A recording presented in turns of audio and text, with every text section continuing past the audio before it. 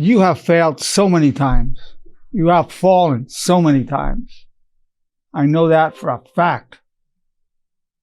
I have failed so many times. I have fallen many, many times. Given I'm 84 years old, I know for a fact I have fallen more than you have. I have failed more than you have.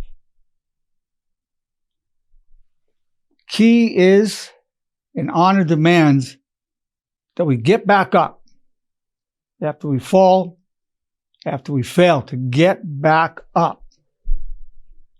And I'm going to show you the steps of exactly how to do that.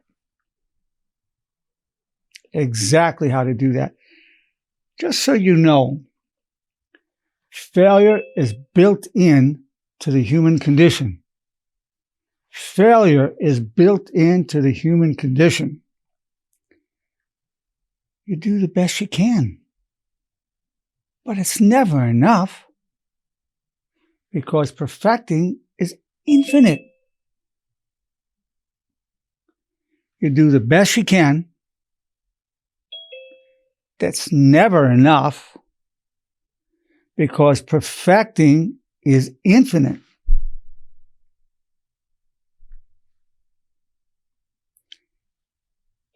To fall, to fail, is the natural order of things. To fail, to fall, is the natural order of things. You need to hear that. And I'm going to tell you how to deal with that. And keep in mind that the road to success is always paved with failure. The road to success is always, always paved with failure. That's a fact. I'm telling you these things because I want to normalize your experience. I want to normalize your experience. I don't want you to feel alone in this, or guilty about your falling, or guilty about your failures, or to feel there's something wrong with you because you failed and because you fall. That is the human experience from the beginning of time to the end of time. I know no one's ever told you what I'm telling you now. I know that. And what a privilege it is for me to let you know the good news that you're a normal human being. The good news that falling and failing is the human condition. Always has been, always will be. Again, we do the best we can. It's never enough. Perfecting is an eternal process. Whatever we did, we could have done more. You gave $100 to charity, trying to do good, could have given $101. Reduce your calories for the day, you could have eaten less. You bench press 365 pounds, 370 pounds, a little more training. It's never enough. You're never going to be big enough, strong enough, fast enough, handsome enough, beautiful enough. Never. It's not going to happen. No matter how good you look, and you look in the mirror and you say, wow, I'm amazed how good I look. Right behind that, you're going to have this thought. I'm very disappointed I don't look better. Oh, I'm so handsome. I'm so beautiful. I'm so disappointed I'm not more beautiful. I'm so disappointed I'm not more handsome. Whatever it is, it won't be enough.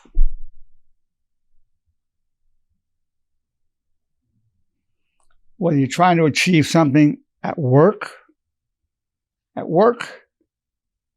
No matter, I have so many of my people that come to me with workplace stress. And whatever they do, their boss tells them it's not enough. Maybe they had a lot of commendations in the past, but a new supervisor comes in.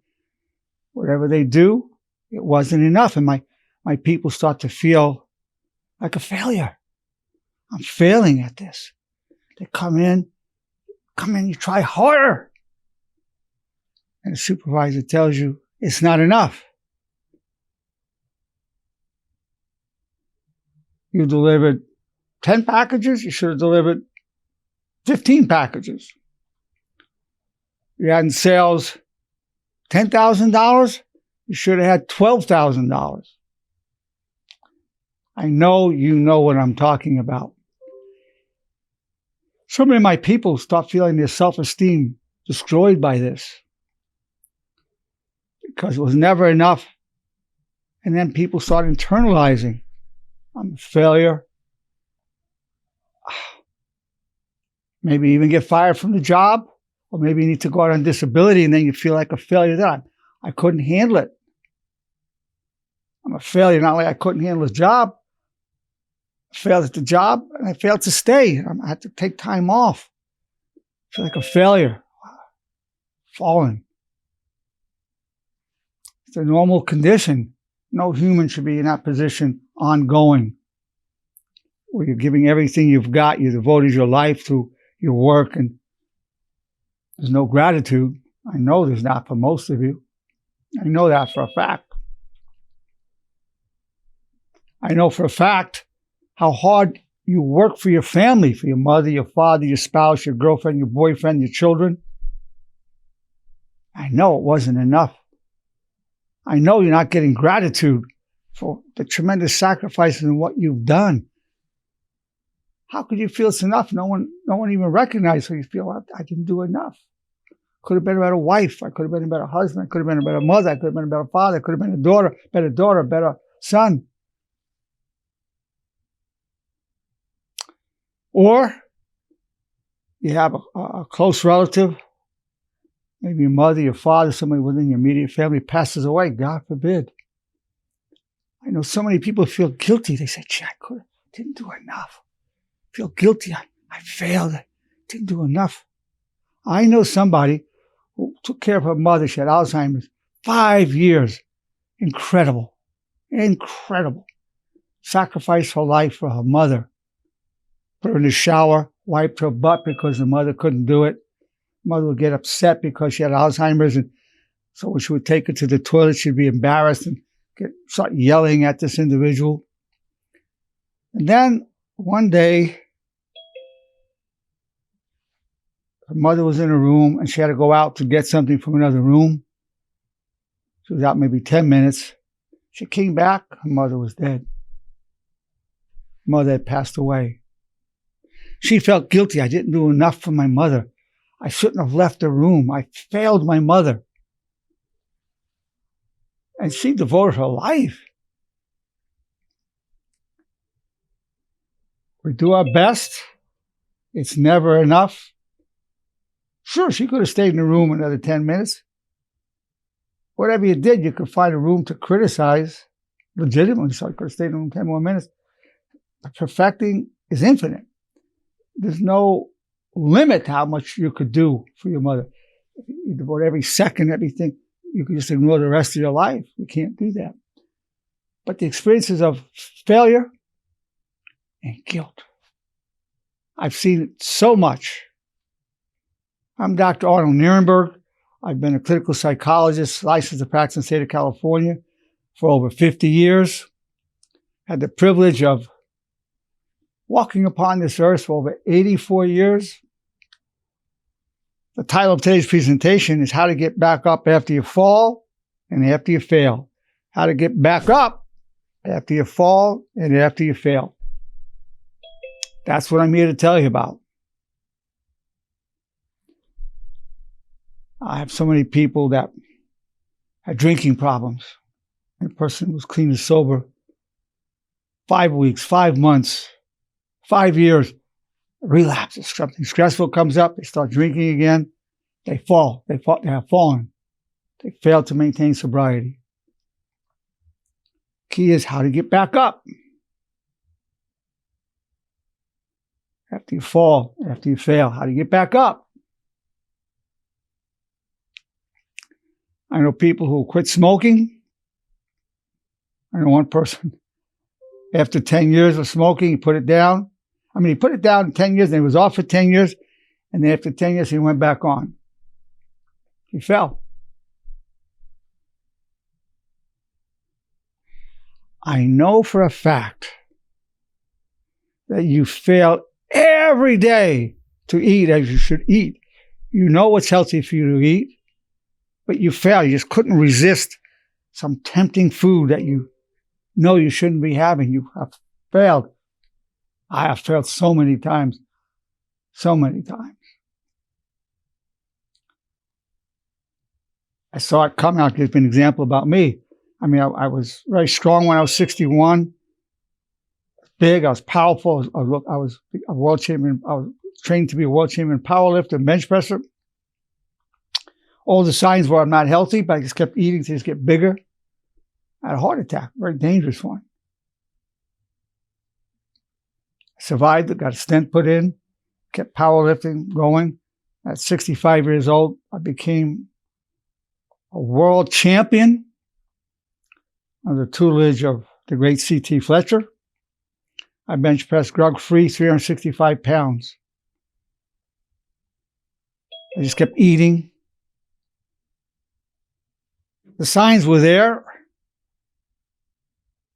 But then I had prostate cancer. I was drinking a lot of milk, which causes prostate cancer, causes breast cancer too. So I did it to myself. I didn't learn from experience. So it's like my father said to me, son, I have a lot of good advice to give you. Not because I've been so smart. It's just I've been so stupid. I've been very stupid. I'm going to try to prevent you or hope you not wait in terms of your stupidity to destroy you, as it almost did to me. Then I went to labile hypertension in my late 60s. Then I said, okay, I had to face death until I didn't fall again. I said, okay, now the goal is to stay alive, which I like to say became a full-time job and a hobby. And became a full-time for my job, my full-time job for my wife to keep me alive. Always cooking, always have a big pot of beans. And I went to beans, greens, and berries. Of course, I'll eat garlic and onions, take different supplements, nuts, particularly walnuts, pistachios, salmon. So then staying alive. But what did it take? It took failure to the point where it almost killed me.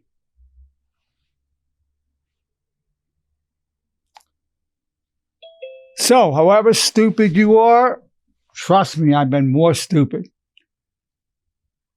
I don't feel guilty about it. I don't want you to feel guilty about your mistakes. I want you to be able to get back up, handle your business. It's doable. The fact that I'm alive, by the grace of God and my own efforts, but by the grace of God, I'm still here. I'm so happy to be here with you. If I had passed away at that heart attack at 61, I didn't really know exactly what I was doing. I didn't catch on to what life was about until I was about 70 years old. As I like to tell my patients, I say I'm 84 years old and I finally know what I'm doing. So, is it just by accident I'm still here, or was it the grace of God that because I have a destiny to fulfill, talking to you and helping you? Now, you look at people who have anger issues. They go to anger management. They're in therapy. They don't want to be yelling at their kids. They don't want to be yelling at their spouse. Something triggers them and they start yelling again. They go into it, lose control. And they go, oh God, I've done it again. They fell. I said, I don't want to be doing that. Now, One of the commands of honor is I take full responsibility for co-creating my reality and my problems. I take full responsibility for co-creating my reality and my problems. So honor demands, say, well, you might have triggered me,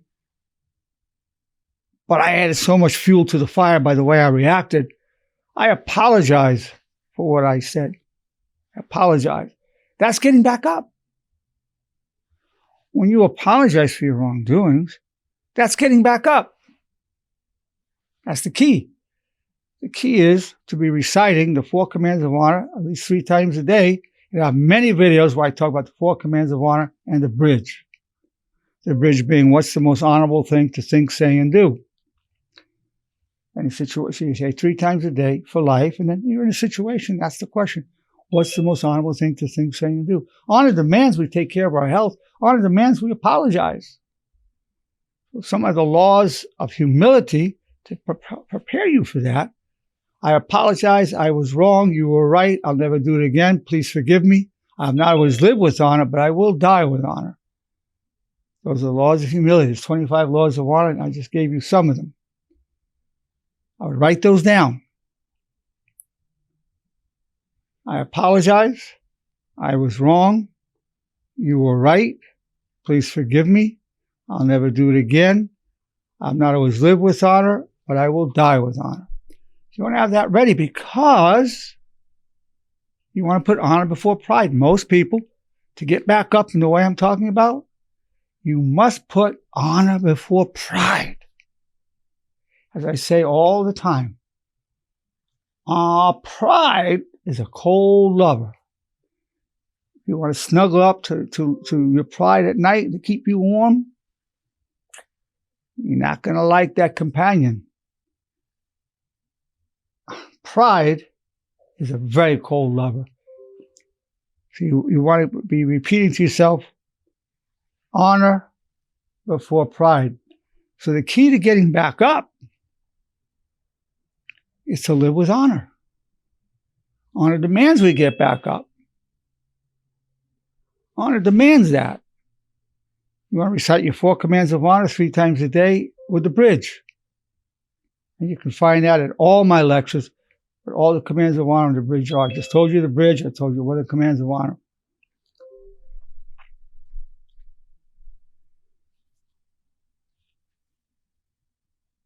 So failure is built in. But again, I want to repeat to you. Remember this. Write it down. The path to success is paved with failure. The path to success is paved with failure. One thing you want to say to yourself when you fall, I forgive myself. I will rise again. I forgive myself. I will rise again.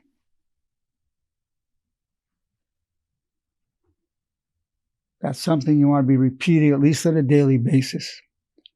Because the fact is you will fail again, you will fall again, as will I. I forgive myself and I will rise again. That is one of the keys to how to come back up after you fail, how to come back after you fall. That's key.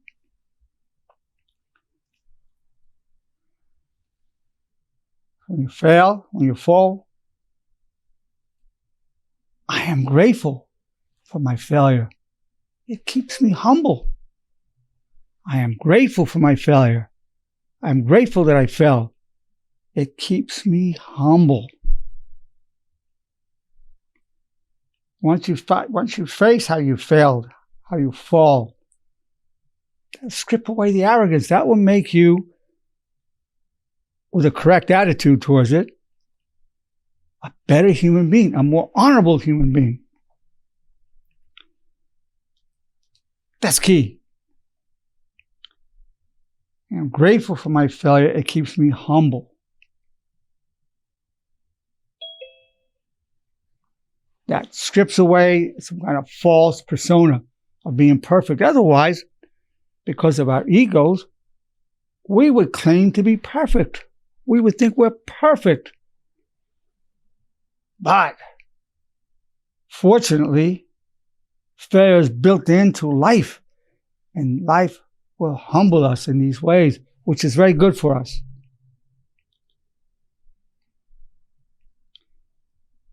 If I didn't fall, how would I understand the falling of others?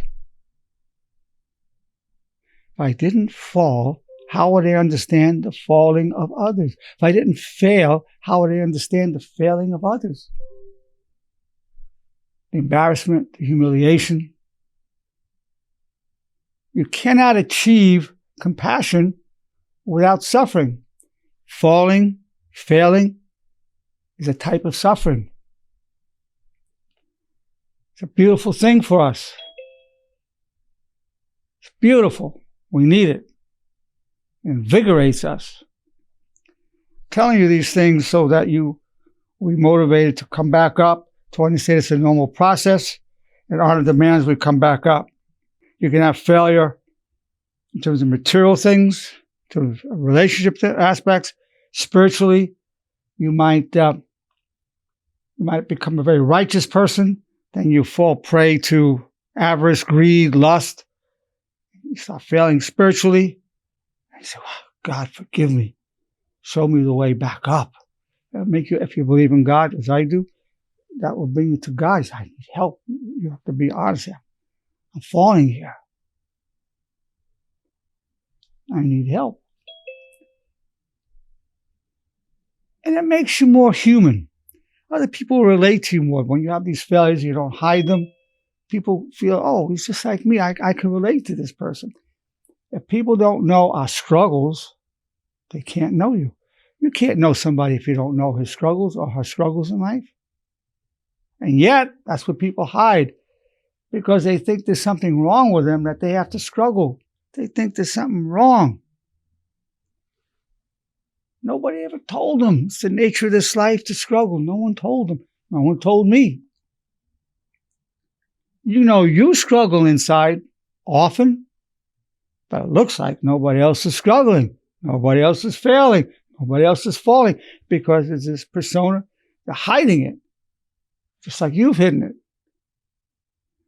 But I'm at an age where I can't be fooled by that. I was fooled when I was younger, but no. It's the normal course of things. I forgive myself, and I will rise again. It's been my pleasure to share this with you. Nobody told me these things. And I'm telling you, so you can go way beyond me, so you don't have to say you didn't start understanding life till you were 70. No, you can be able to say in your 30s you started understanding it. You don't have to say, I'll wait till I'm 84 till I finally do what I'm doing. No, you're going to come to it much earlier, because I'm telling you these things. Keep reviewing what I'm telling you. If you don't keep reviewing it, you will forget. Now, we have so many beautiful people here, that the most wonderful, sincere, noble people. I get to meet them. What a privilege. So I'm going to open it up to our audience. And keep in mind, I'm inviting your comments, your questions. And keep in mind that what you have to say will actually help people more than what I've said, because they're going to feel less alone because of what you've said, and they feel they're part of a beautiful community, and that's a very important part of what we're doing together. So I want to hear from you to speak about your failures, your falling, and how you get back up. Hey, Dr. Nerenberg. It's Joanne. Joanne. Yes, Joanne. Hi, I've known you like 2/3 of my life. Yes. Since I was 19. Yep. And I have fallen so I think many since times. 18, yeah. Yeah. I have fallen so many times, and I think it's a blessing that I have you now in my life to help me bring myself back up, because I have fallen so many times, Doctor. I've known you since I was 19. Listen, Joanne, welcome to the club. And what club am I talking about? The Human Club. That's right. Welcome to the Human Club. That's real. That's real. Part of your club. Welcome. That's real. Thank you so much, Joanne. You're welcome. What you say is magnificent. Thank you. Who else had something you wanted to say? Dr. Nerenberg? Yes. It's Isabel. Isabel. Oh, okay, Isabel. Let's hear from the wise Isabel. I have so much respect for you, Isabel. Yes, please speak. Thank you. Speaking of failures, we were talking about addictions and alcohol, and I just want to say, I was drinking, since I was in my 20s. I'm 45 now, and your program has definitely helped me, to the bridge. I think is the most important thing that I've learned from you. Of all the things that you have to teach, what is the most honorable thing to think, say, and do? And just keeping yourself, humble, like you said. You will fall down, but it is possible, and it's something that you could be proud of once you do finally accomplish something. I'm about a year and 4 months sober now from alcohol, and I feel great. And your program has definitely helped with that. So I just want to tell you thank you for helping me along the way. Oh, Isabel, what a beautiful human being. So real, so genuine, so respectful, and so intelligent. Like I said, when anybody looks at you, you see, well, there's an attractive woman, but you're far more than that. So deep, articulate, beautiful, beautiful. That's the reality. And by the way, when it comes to alcohol, people have alcohol issues. I never try to directly cure it. I just say, let's find a way for you to be an honorable alcoholic, and just going to the way of honor. A lot of issues just fall away, whether it's alcoholism or anger issues. A lot of things fall away, just start improving without even me directly targeting those symptoms. Well, thank you for that, Isabel, so much. Thank you. Who else has something that you would like to ask or say before you? Nerenberg, yes. John. John, yes, John, please, always. I can definitely say that, I've felt a lot, and I definitely understand about work when it just never seems like just don't do enough. And I'm very happy that I found you, and that I actually found someone who understands that we are going to do as best we can, and we are going to do everything we can. And it's just frustrating when you keep running into a wall of saying that it's never enough. That's the universal experience. So many people at work hear that wasn't enough, but so many people have that same experience in their marriage with their significant other. Whatever they do, it's never enough. It's kind of a way of life that people hear. It's better if they have it at work. They come home and have it at home.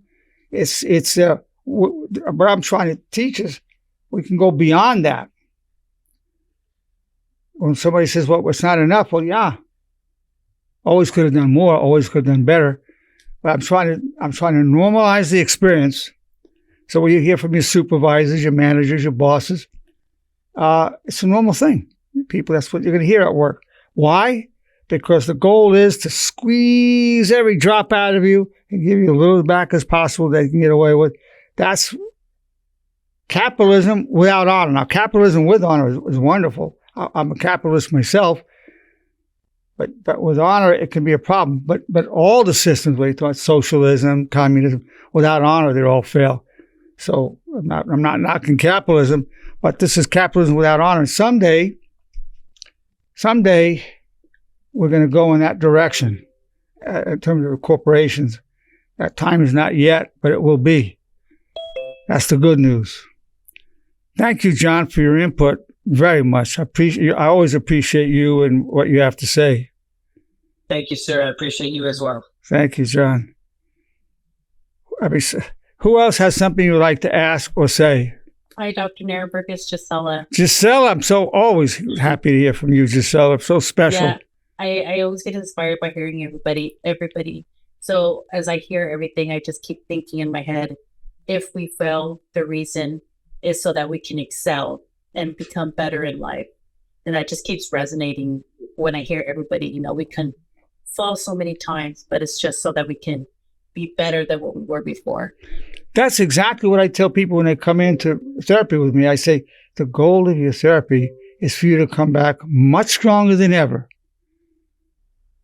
Not to be as good as you were, because that brought you to the position you're in, but to come back stronger than that. And exactly, I mean, I can only tell you, before I became a world champion powerlifter, I had so many failures as an athlete. And any athlete who's honest will tell you they had a lot of failures. And again, the road to success is paved with failure. That's a fact. And it's okay to fall many times on the same reason. It's just a sign of making adjustments so that we can become better and not repeat the same mistakes. Now, here's the thing. Now, as far as me, just so you know, I've repeated the same mistakes over and over again. Like I said, I've been a little stupid about it, a little slow. But it took, like I say, with my eating habits, I had to practically be dead until I said, okay, that's it. And I wanted, so some of us don't learn from mistakes until we're almost dead. I'm one of them. But thank God I pulled out of it. That's why I keep saying we fail to excel. Now, let me tell you about failure. Go ahead and fail. But don't give up. Fail. But don't give up. That's the key. Yeah, or we can fail. Don't give up. But then excel, and not give up. Don't give up. If you don't give, a lot of people give up with those failures. The key, I believe, like she says, to fail is to excel. well, You're right to excel. with the right attitude, would be to excel. People wonder how I've achieved so much in so many ways. I've been with all my failures, I have so many successes, and people say to me, how are you successful in so many areas of life? I say, 2 reasons. One, I follow the promptings of the Holy Spirit. Amen. That's what inspires me. Number 2, I never quit. And I've talked about my failures, and they've been numerous. I've gone into them and all the good things they led to. Follow the promptings of the Holy Spirit. I've come to recognize when that's operating. And I never quit. That's all I brought to the table. Whatever way you want to look at my life and say what a success he is, it's not a big deal. It's just 2 things. Promptings of the Holy Spirit, and I never quit. That's the key to success right there. I'm giving it to you right there. And when I say how successful I am, I'm not bragging. I've told you what an idiot I've been. But by every measure, I'm a very successful human being. Wasn't always, but I am now. Follow the promptings of the Holy Spirit. If you don't believe in the Holy Spirit, you follow the promptings of your higher nature, and never quit. That'll take you there. That will take you there. I've had failures academically, legally, relationship-wise, athletically, you name it. And I've talked about it in many of my lectures, going into each of them, because I'm not ashamed or embarrassed by them, because it made me the man I am today. And so I'm sharing that with you because I don't want you to fail failing. The only thing I want you to fear is quitting. That's it. Dr. Nerenberg, we should never quit because we're here, placed on earth to win and excel. So the failures are a lesson, and we should take it as a blessing to learn, because we're going to become better and come back stronger after we fail. Exactly You're so. Right, Giselle. You're so right. Exactly so. Exactly so. And one of the commands of honor, I'm grateful for the power I gained from hardship. I'm grateful for the power I gained from hardship, because that hardship is going to make me wiser. It's going to increase my compassion for others. In so many ways, it's making me strong. So we're grateful. Now, one of the ones that I use, it's a derivative of that. I'm grateful that I'm grateful for the power I gained from hardship. A derivative of that is, God, I'm extremely grateful for the gift of trials and tribulations that bring me closer to you. God, I'm extremely grateful for the gift of trials and tribulations that bring me closer to you. And you want to be able to say that right when you're in the tribulation. For those who believe in God, most of my people do, some don't. That's fine, wherever you're at. I'm not meaning to preach anything. I'm just showing a way. We turn to God, like they say, there are no atheists in the foxholes. I mean, it takes hardship, it takes failure, it takes suffering to make us turn to our higher nature, to make us turn to God. That's the good thing, because for many people, if they didn't fail, guess what? They would think they're God. Okay. They would think they're God himself. Yep. But when you fail, you come to your knees and life brings you down. You say, well, I guess I wasn't God. You know, give you an example about me. I had about 3 years in my life where everything went great. I said, wow, I didn't think I was God, but I thought I was enlightened. I said, gee, maybe I read about the enlightenment. I was always at peace. I was always happy. 3 years. Then my wife started getting upset with me about some things, and I went down. And we have a beautiful marriage, but she got very upset. It went on for a while. I realized, I'm not enlightened. Look, I'm destroyed here. It was very hard to take. So if I hadn't been brought to my knees, I would have thought I'm enlightened. Now, I would have never thought I'm God, but I would have thought I'm an enlightened human being. I've achieved this nirvana. I actually began to think that. So without being brought down, I had that idea, pretty high opinion of myself. Too high an opinion in reality. So this is the human condition. I'm not unique in that way.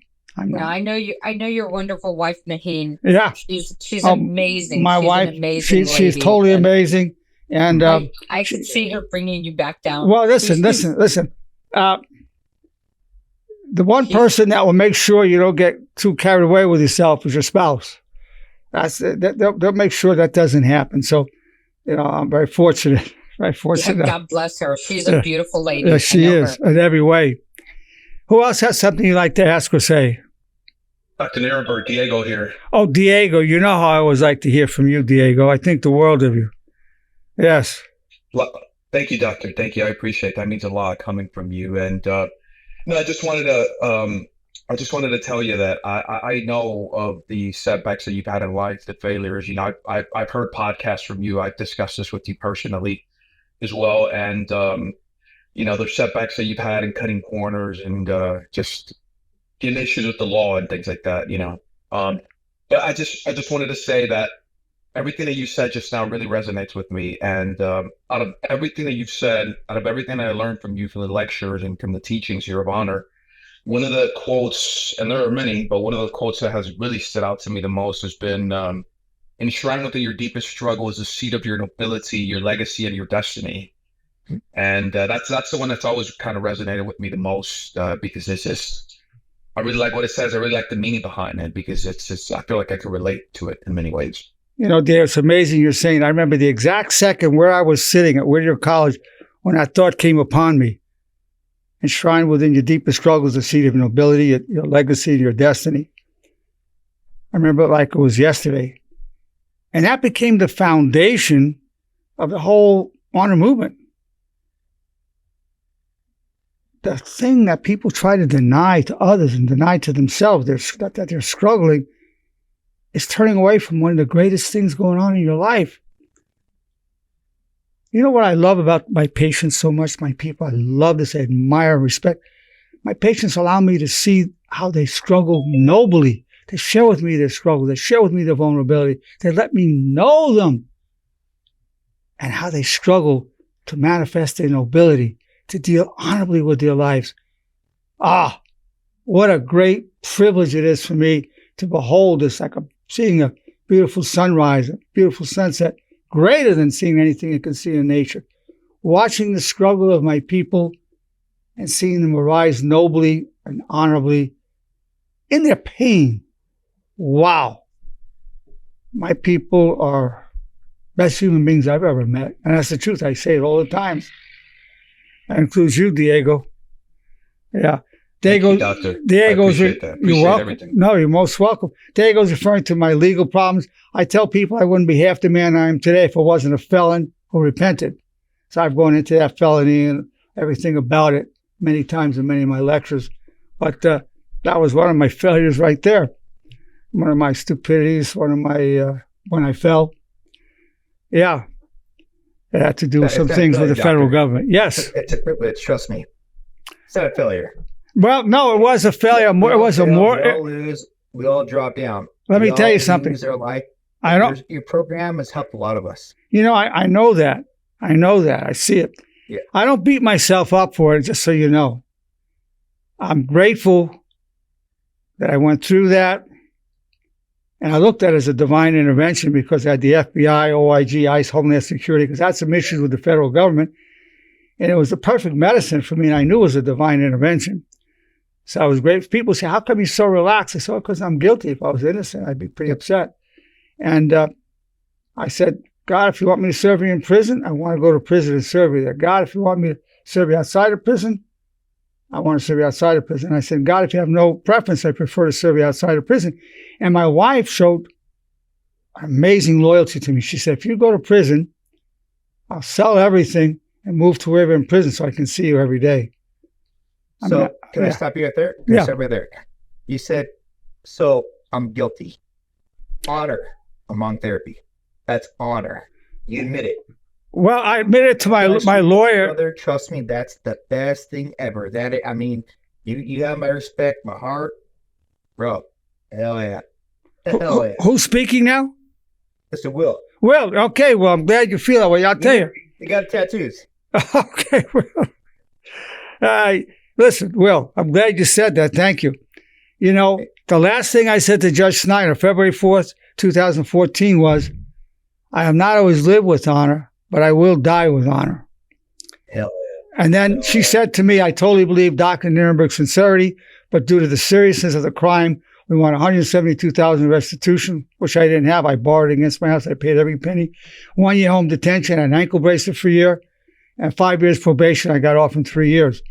But that very night, that very time, February 4th, 2014, the honor movement was born.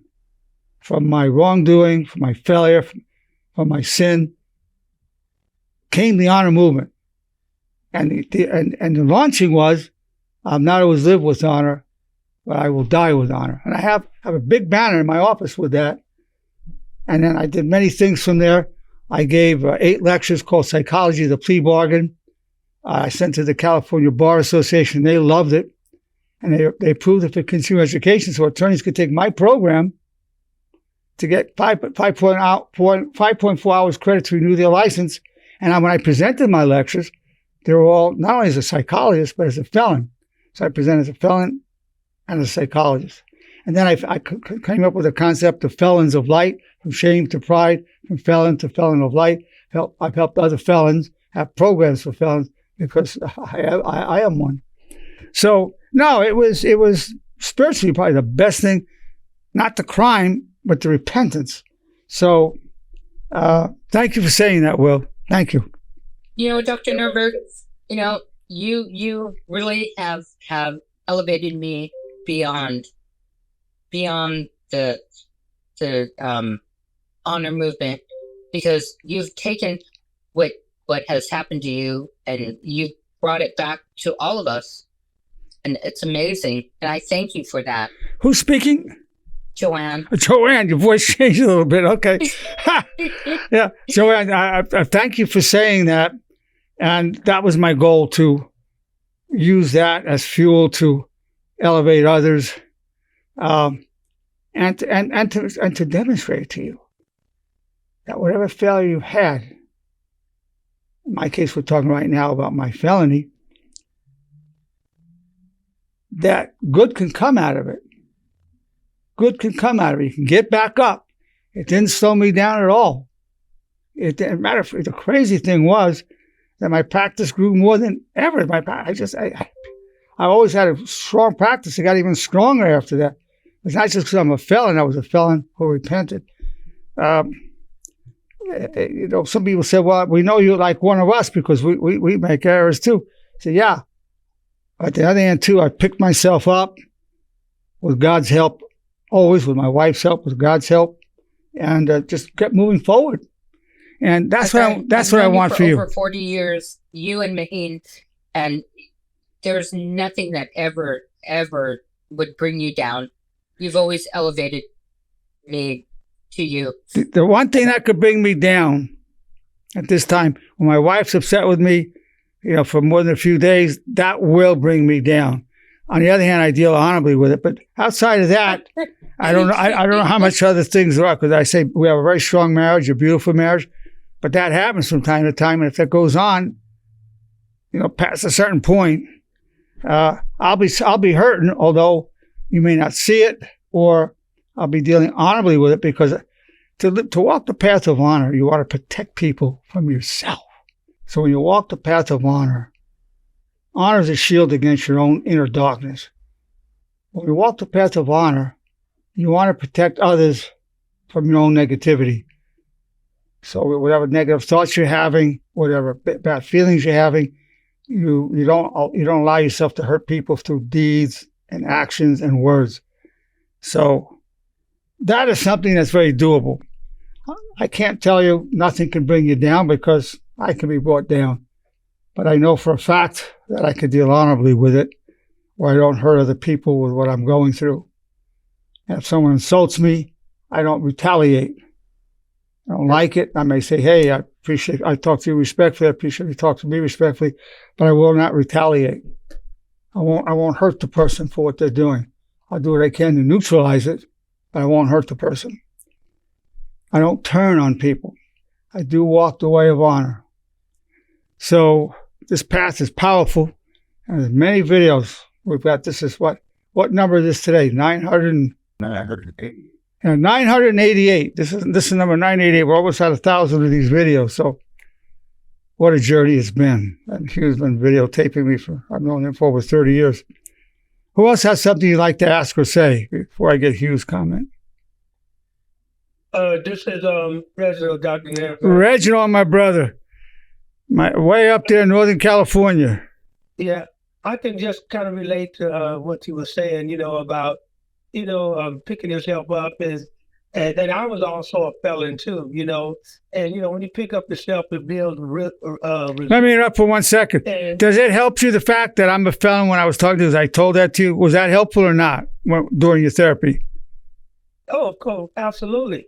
I mean, the story I was going to share with you is, one time I was, even though I had stopped doing everything, I had been in trouble for maybe 15, 20 years, but I still had to have a drink riding around in the car with a little Hendo bottle, and I was in San Francisco one night, and then I think I made a little wrong turn, and the police pulled me over, and I threw the little bottle down on the floor board, thought maybe he didn't see it. And he pulled me over and said, "What's that?" I said, "Oh, that's my phone." He said, "No, what's that other thing?" He said, "Oh," I said, "Oh, you got a little bottle there." So I said, "Oh, shoot, I'm getting ready to get a DUI or something." I wasn't drunk, though. I'm probably going to get a thing for open container and all this. But he said, let me go run you, right? And then when he came back, he said, "You know what? You ain't got no kind of record.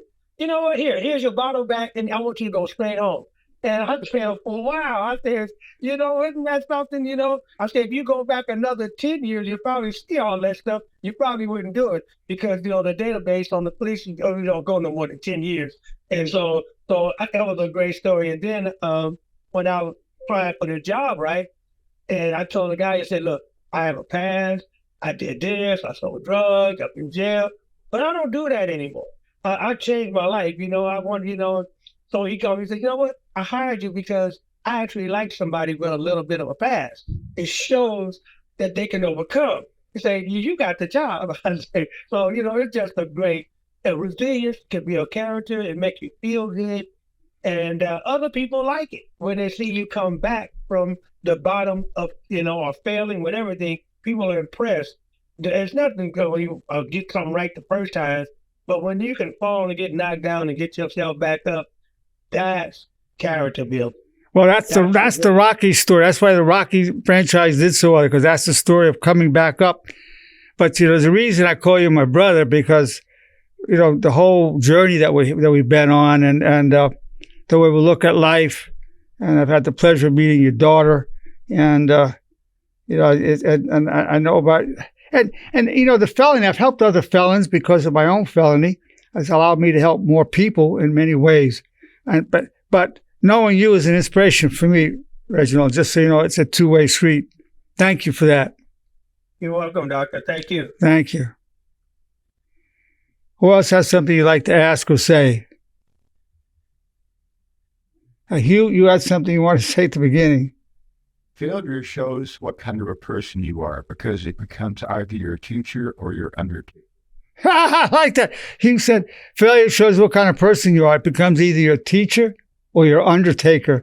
I love it. That's, what can I say? I mean, it could become your teacher and your undertaker, but if you repent and if you learn from it. But yeah, I like that saying. Failure shows what. You are a teacher, Doctor. Yeah, well, yeah, thank you. He said it can become the failure itself can become your teacher or your undertaker. It's been almost both of those. Mostly my teacher almost became my undertaker. Yeah. My failures have been my teacher and also became my undertaker. I love the way he said that's a quotable Hugh. That's a Hugh quote. Wow, love it. Well, it's been my pleasure and my privilege to present to you how to get back up after you fall and after you fail.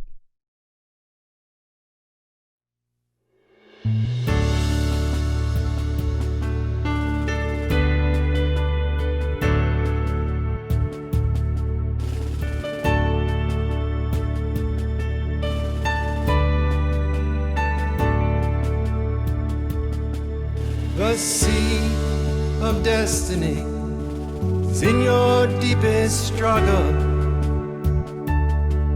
God's will and mine be one, and I wish you well. You are co-creator, respectfully real. There's a way in the valley that turns weakness to steel. We're known through all eternity. From strife we gain power, clothed in grace and love, disciples of honor. All the days of our lives refuse the way of shame. We wish nobody harm, have no one to blame. Your high calling will be done, and pure eyes now glow. In darkness crave the good, like waters from the desert flow.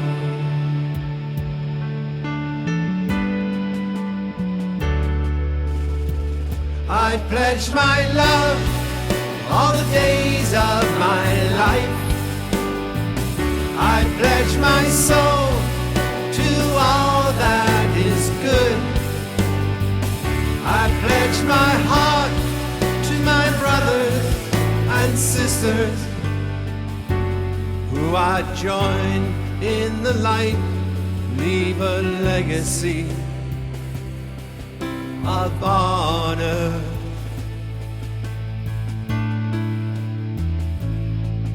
We're known through all eternity. From strife we gain power, clothed in grace and love, disciples of honor. All the days of our lives refuse the way of shame. We wish nobody harm, have no one to blame. Your high calling will be done, and pure eyes now glow. In darkness crave the good, like waters from the desert flow.